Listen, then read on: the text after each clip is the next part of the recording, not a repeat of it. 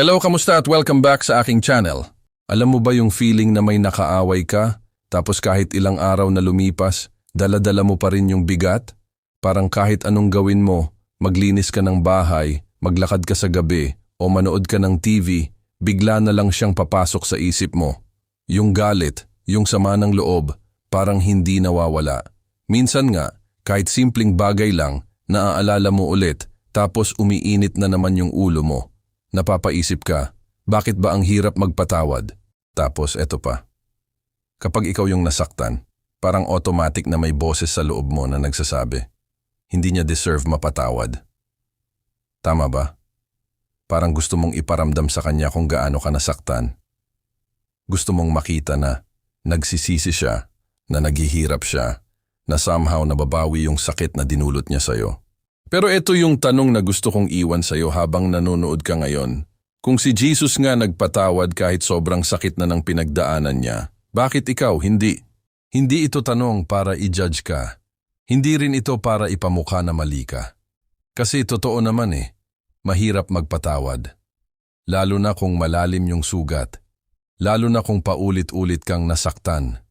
Lalo na kung yung taong nanakit sa'yo parang wala man lang pakialam. Pero ngayong Holy Week, gusto kitang samahan mag-reflect. Hindi bilang perpekto, kundi bilang tao rin na nasasaktan, napapagod, at minsan napupuno.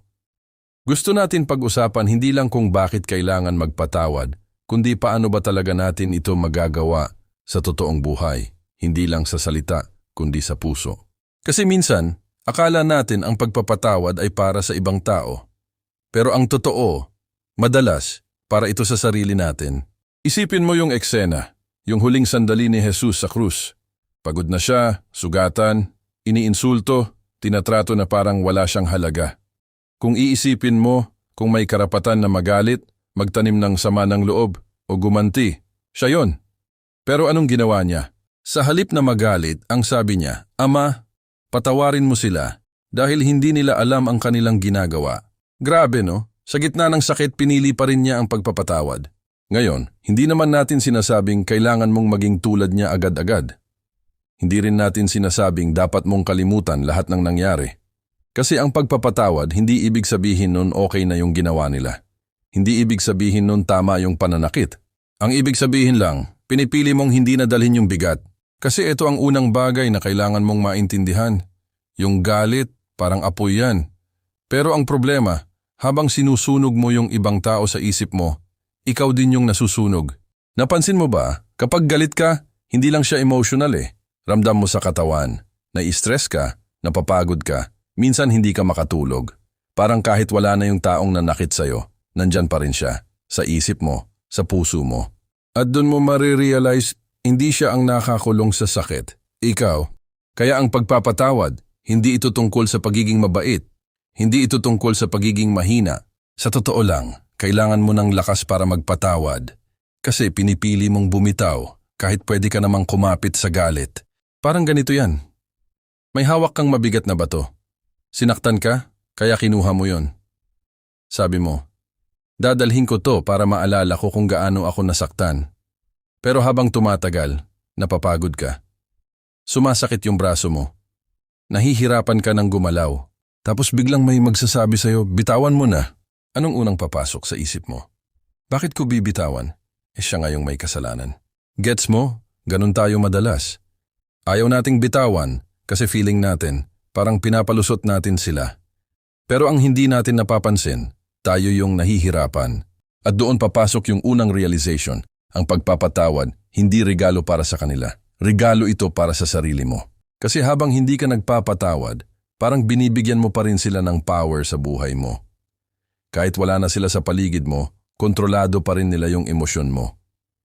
Isang alaala lang, isang pangalan lang, isang lugar lang, bumabalik lahat. Pero kapag nagdesisyon kang magpatawad, parang sinasabi mo sa sarili mo, ayoko na maging bihag ng nangyari. Hindi ibig sabihin nun babalik ka sa kanila. Hindi ibig sabihin nun magtitiwala ka ulit agad. Hindi ibig sabihin nun papayag ka ulit na masaktan. Ang ibig sabihin lang, pinipili mong maging malaya. At ito pa yung isang bagay na madalas nating nakakalimutan. Minsan, hindi natin kayang magpatawad Kasi gusto natin ng justice. Gusto natin na makita silang nagsisisi. Gusto natin na maramdaman nila yung sakit na naramdaman natin. Pero isipin mo ito, ilang taon ka nang naghihintay? Ilang beses mo nang inulit-ulit sa isip mo yung nangyari? May nabago ba? Minsan, habang naghihintay tayo ng perfect moment para magpatawad, mas lalo lang tayong nasasaktan. Kaya siguro yung mensahe ni Jesus, hindi lang tungkol sa kanila. Hindi lang tungkol sa mga taong nanakit. Para rin ito sa atin, na kahit hindi natin makita yung hustisya agad, may kapayapaan pa rin na pwede nating piliin. Hindi madaling gawin, oo. Hindi ito overnight. Minsan, araw-araw mo siyang pipiliin. Minsan, akala mo okay ka na, tapos biglang babalik ulit yung sakit. Pero okay lang yon. Kasi ang pagpapatawad, hindi isang desisyon lang. Isa itong proseso. Parang paghilom ng sugat, hindi naman agad-agad nawawala yung sakit eh. Pero habang inaalagaan mo, habang hindi mo na kinakamot, habang hinahayaan mong gumaling, unti-unti nagiging okay. At dito papasok yung isang simpleng tanong na pwede mong dalhin sa sarili mo. Hanggang kailan ko ba dadalhin to? Hindi para pilitin ka, hindi para madaliin ka, pero para maalala mo na may choice ka. Choice na manatili sa sakit o choice na unti-unting bumitaw. At habang iniisip mo yan, may isa pang angle na kailangan nating tignan.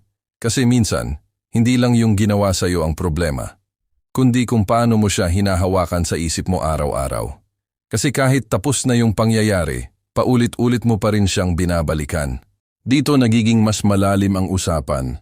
Kasi hindi na lang ito tungkol sa kanila. Nasa loob mo na rin ang laban.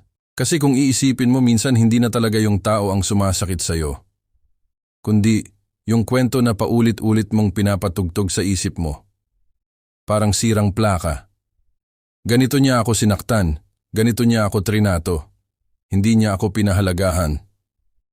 Ilang beses mo na ba itong inulit? Ilang gabi ka nang nakatulala, iniisip kung bakit nangyari yon. At eto yung mahirap tanggapin minsan. Hindi na nila yun ginagawa sa'yo ngayon. Pero ikaw, ginagawa mo pa rin sa sarili mo. Medyo masakit pakinggan, pero totoo. At hindi kita sinisisi ha, kasi normal yan. Tao ka eh. Nasaktan ka. Natural lang na balikan mo. Natural lang na maghanap ka ng sagot. Pero habang ginagawa mo yun, hindi mo napapansin, ikaw na yung nagpapahaba ng sakit. Kaya dito papasok yung isang simple pero powerful na shift sa mindset. Hindi mo kontrolado yung ginawa nila, pero kontrolado mo kung paano mo dadalhin yung nangyari. Parang ganito lang yan. May nangyaring aksidente, hindi mo kasalanan, wala kang kontrol. Pero pagkatapos nun, may choice ka, mananatili ka ba sa gitna ng daan, umiiyak at hindi makagalaw? O tatayo ka kahit nahihirapan at magsisimulang maglakad ulit? Hindi madali tumayo, oo, pero hindi rin pwedeng habang buhay ka na lang nakahiga doon. At dito pumapasok yung isa pang realization, ang pagpapatawad, hindi lang para mawala yung galit, kundi para makausad ka. Kasi kung hindi ka magpapatawad, parang naka-anchor ka sa nakaraan. Kahit anong pilit mong sumulong, may humihila pabalik. Kahit may mga bagong tao na gustong pumasok sa buhay mo, may part sa'yo na sarado pa rin. Napansin mo ba yon? Minsan may mga taong genuinely mabait sa'yo pero ikaw, hindi ka makapagtiwala. Hindi dahil sa kanila, kundi dahil sa nangyari noon. At hindi kasalanan yun ng bagong tao sa buhay mo. Kaya kung iisipin mo, yung hindi pagpapatawad, hindi lang siya epekto sa nakaraan. Nakakaapekto din siya sa present mo at pati sa future mo. Ngayon, may isa pang bagay na gusto kong pag-usapan natin, yung idea na kapag nagpatawad ako, parang nanalo siya. Narinig mo na ba yan sa sarili mo? O baka nasabi mo na yan dati? Kasi totoo naman, parang ganun ang pakiramdam. Parang kapag pinatawad mo sila, parang okay lang yung ginawa nila. Parang wala lang. Pero ito yung twist, hindi ganun ang totoo. Ang totoo, kapag hindi ka nagpapatawad, parang hinahayaan mong patuloy kang talunin ng nangyari. Kasi hanggang ngayon, hawak ka pa rin ng sakit. Pero kapag nagpatawad ka, ikaw yung bumibitaw sa laban na hindi naman talaga dapat nilalaban araw-araw. Hindi mo kailangang manalo sa kanila, kailangan mo lang maging okay sa sarili mo. At doon papasok yung mas malalim na tanong, bakit nga ba tayo nahihirapan magpatawad? Minsan, hindi lang dahil sa galit, minsan dahil sa pride. Aminin natin, may part sa atin na ayaw magpatawad kasi gusto natin na sila ang unang lumapit. Gusto natin na sila ang mag-sorry. Gusto natin na sila ang maghabol. Parang iniisip natin, bakit ako? Siya yung may kasalanan. Tama naman, di ba? Pero isipin mo din. Habang hinihintay mo yun, sino ang nahihirapan? Ikaw pa rin. Kaya minsan ang pagpapatawad hindi lang laban sa galit, kundi laban sa pride. Hindi ibig sabihin na ibababa mo ang sarili mo. Hindi ibig sabihin na papayag ka na maliitin ka. Ang ibig sabihin lang, hindi mo na ipapaubaya sa kanila ang kapayapaan mo. Kasi kung hihintayin mo pa silang magbago bago ka maging okay, parang binigay mo sa kanila yung susi ng kaligayahan mo. At ang totoo, baka hindi na sila magbago. So anong gagawin mo? Hihintayin mo ba habang buhay? O pipiliin mo na ikaw mismo ang magbigay sa sarili mo ng peace? At dito ko gusto ibalik yung halimbawa ni Jesus. Hindi siya naghintay na humingi ng tawad yung mga nanakit sa kanya. Hindi niya sinabi na, kapag nagsorry kayo, saka ko kayo patatawarin. Sa gitna mismo ng sakit, pinili niya na magpatawad. Hindi dahil deserve nila, kundi dahil yun ang nagbibigay ng kapayapaan. Ngayon, hindi ko sinasabi na kaya mo agad gawin yun. Pero pwede mong simulan sa maliit na paraan. Hindi mo kailangang kausapin agad yung tao. Hindi mo kailangang makipag-ayos agad. Minsan ang unang step lang ay aminin sa sarili mo na pagod na ako magalit. Yun lang. Simple pero totoo. Kasi minsan pinipilit natin maging strong sa maling paraan. Akala natin, pagiging strong yung hindi pagpapatawad. Yung pagiging matigas. Yung pagiging wala akong pakialam. Pero ang tunay na lakas, yung kaya mong bitawan kahit masakit. At habang ginagawa mo yun, may mapapansin ka. Gumagaan ka. Hindi agad-agad pero unti-unti. Parang may tinanggal na mabigat sa dibdib mo. Mas nakakahinga ka. Mas nakakatulog ka ng maayos. Mas nagiging present ka sa mga taong mahal mo. At dito papasok yung isa pang mahalagang bagay. Hindi mo kailangang kalimutan para magpatawad.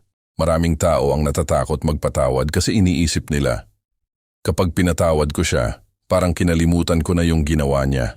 Hindi. Magkaiba yon. Pwede mong patawarin pero tandaan pa rin yung lesson. Pwede kang magpatawad pero maglagay ka na ng boundaries. Pwede kang magpatawad pero piliin mong hindi na ibalik sa parehong sitwasyon. Kasi ang pagpapatawad hindi pagiging tanga. Ito ay pagiging matalino sa emosyon. Pinipili mong matuto, hindi magtanim ng galit. At habang iniisip mo lahat ng ito, may isang tanong na gusto kong ipasok sa puso mo. Hindi sa isip, kundi sa puso. Kung si Jesus nga sa gitna ng sakit, pinili niyang magpatawad, ano kaya ang mangyayari sa buhay mo kung gawin mo rin yon, kahit unti-unti lang? Hindi para sa kanila, kundi para sa sarili mo. Kasi sa dulo ng araw, hindi naman talaga ito tungkol sa kung sino ang tama o mali. Hindi ito tungkol sa kung sino ang nanalo o natalo. Dahil sa tungkol sa nakangkaruang kaining malaya. At sa puntong ito, may isa pang layer na kailangan nating harapin. Kasi minsan, hindi lang ibang tao ang kailangan nating patawarin, kundi sarili natin. Kasi kung magiging honest ka sa sarili mo, hindi lang naman ibang tao ang dahilan kung bakit mabigat ang pakiramdam mo. Minsan, ikaw din. May mga desisyon kang pinagsisisihan. May mga pagkakataon na alam mong mali, pero ginawa mo pa rin. May mga tao kang nasaktan. O mas masakit, hinayaan mong masaktan ka kahit alam mong hindi ka na dapat manatili. At doon pumapasok yung tahimik na boses sa loob mo. Yung laging nagsasabi, kasalanan mo rin naman eh. Dapat kasi hindi ka nagtiwala agad. Dapat mas naging matalino ka. Ang hirap nun, di ba? Kasi kahit gusto mong mag-move on, may part sa'yo na ayaw kang palayain. Parang kahit anong gawin mo, hinahatak ka pabalik ng guilt. Pero isipin mo ito, kung si Jesus kayang magpatawad ng ibang tao na nanakit sa kanya, sa tingin mo, gusto ba niya na hindi mo kayang patawarin ang sarili mo? Minsan kasi, mas mahigpit tayo sa sarili natin kaysa sa ibang tao. Kapag iba ang nagkamali, kaya nating intindihin. Sinasabi natin, tao lang siya eh. Pero kapag tayo na, parang wala tayong karapatang magkamali. Pero hindi ba pareho lang tayo, tao rin naman tayo. At dito papasok yung isang malalim na katotohanan. Ang pagpapatawad sa sarili, hindi ibig sabihin na tinatanggap mo yung mali. Ibig sabihin lang, tinatanggap mo na nangyari na at handa ka nang matuto. Kasi kung lagi mong dadalhin yung guilt, parang kinukulong mo ang sarili mo sa isang kwarto na wala namang susi sa labas. Ikaw lang din ang may hawak ng susi. At alam mo kung ano yung susi? Acceptance. Hindi approval ha? Acceptance. Yung tipong sasabihin mo sa sarili mo, oo, nagkamali ako. Oo, nasaktan ako. Oo, may mga bagay akong hindi na mababago. Pero hindi ibig sabihin nun wala na akong karapatang maging masaya ulit. Kasi kung iisipin mo, ilang taon ka nang nagbabayad sa isang pagkakamali. Hindi ba sapat na yon? Hanggang kailan mo pa paparusahan ang sarili mo? At habang iniisip mo yan, gusto kong ipaalala sa iyo, ang buhay hindi umiikot sa pagiging perpekto. Umiikot ito sa pagkatuto. Yung mga pagkakamali mo, hindi yan identity mo. Parte lang yan ng journey mo. At kung patuloy mong ipapaalala sa sarili mo yung mga maling nagawa mo, parang sinasabi mo na rin na hindi ka na pwedeng magbago. Pero hindi totoo yon. Kasi bawat araw may choice ka pa rin. Choice na ulitin ang nakaraan o gumawa ng panibagong direksyon. At ito yung magandang part, kapag pinili mong patawarin ang sarili mo, mas nagiging madali na rin patawarin ng iba. Bakit? Kasi naiintindihan mo na kung gaano kahirap maging tao. Naiintindihan mo na lahat tayo may kanya-kanyang laban. Lahat tayo nagkakamali. Lahat tayo minsan hindi alam ang ginagawa. And doon mo marirealize, baka yung taong nanakit sa'yo, may sarili din siyang sugat na hindi niya alam kung paano ayusin. Hindi nito gina-justify ang ginawa niya, pero tinutulungan ka nitong maintindihan na ang sakit minsan galing din sa sakit. At kapag naintindihan mo yon, mas nagiging malambot ang puso mo. Hindi mahina, kundi mas malalim. Mas marunong umunawa, mas marunong bumitaw. At habang naglalakad ka sa proseso na ito, mapapansin mo, nag-iiba ka na. Hindi ka na ganun kabilis magalit. Hindi ka na ganun kadaling matrigger. Mas nagiging kalmado ka. Mas nagiging present ka. At higit sa lahat, mas nagiging payapa ka. Hindi dahil perfect na ang buhay mo. Hindi dahil wala ng problema. Kundi dahil hindi mo na dinadala lahat. Pinipili mo na lang yung mahalaga. At ito yung gusto kong iwan sa'yo ngayon. Isang simpleng paalala na pwede mong dalhin kahit saan ka pumunta. Hindi mo kailangang dalhin lahat ng sakit para patunayan na totoo yung nangyari. Hindi mo kailangang magtanim ng galit para ipakita na nasaktan ka. At hindi mo kailangang magpaka-perpekto para maging karapat-dapat sa kapayapaan. Minsan ang kailangan mo lang magdesisyon. Magdesisyon na sapat na. Sapat na yung galit, sapat na yung sakit, sapat na yung pagdadala mo ng nakaraan. Panahon na para piliin mo naman ang sarili mo. At kung may natutunan ka ngayon, kahit maliit lang, subukan mong dalhin yan sa araw-araw mo. Hindi mo kailangang baguhin ang buong buhay mo agad. Kahit isang maliit na hakbang lang, kahit isang tao na pipiliin mong patawarin, kahit sarili mo lang, malaki na yon. Kasi doon nagsisimula ang pagbabago. At kung umabot ka sa puntong ito, gusto kong marinig mula sa'yo. Ikaw, sino ang nahihirapan kang patawarin? Ibang tao ba o sarili mo? Pwede mong i-share sa comments. Hindi para i-judge ka, kundi para gumaan ang pakiramdam mo. Minsan kasi, kapag nailabas mo lang, nababawasan na yung bigat. Kung nakatulong ito sa'yo kahit papaano, pwede mo ring i-like ang video at i-share sa iba na baka kailangan din marinig ito. At kung gusto mo pa ng ganitong mga usapan, yung hindi lang pampalipas oras, kundi may baon sa totoong buhay, pwede kang mag-subscribe. Kasi sa totoo lang, hindi madali ang buhay. Maraming beses kang masasaktan, malilito, mapapagod, pero hindi ibig sabihin nun doon na matatapos ang kwento mo. Habang humihinga ka, may chance ka pa rin. Chance na magbago. Chance na bumangon. Chance na magmahal ulit nang hindi nadala ang bigat ng kahapon. Tandaan mo ito. Hindi mo kailangang maging perpekto para maging malaya. Kailangan mo lang maging handang bumitaw. Unti-unti, araw-araw, hanggang sa isang araw, magugulat ka na lang, gumaan na pala.